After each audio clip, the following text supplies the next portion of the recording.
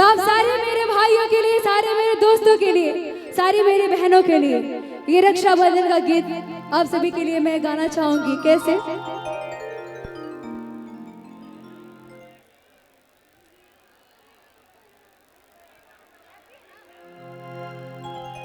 बिल्कुल बिल्कुल, आइए।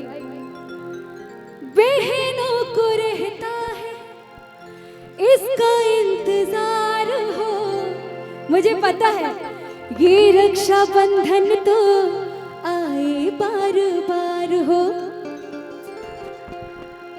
रिश्तों के लिए ये धागा नहीं, सम्मान है राखी। ये भाई बहन के प्यार का पहचान है राखी। ये भाई बहन के प्यार का पहचान है राखी।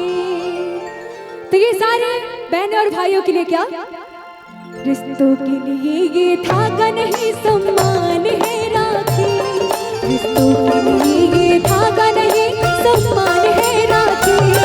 ये भाई बहन के प्यार का पहचान है राखी। ये भाई बहन के प्यार का पहचान है राखी। रिश्तों के लिए ये धागा नहीं, सम्मान है राखी। रिश्तों के लिए ये धागा नहीं, सम्मान है राखी। ये भाई बहन के प्यार का पहचान है राखी। ये भाई बहन के प्यार का पहचान है राखी। ये भाई बहन के प्यार का पहचान है राखी। ये भाई बहन के प्यार का पहचान है राखी।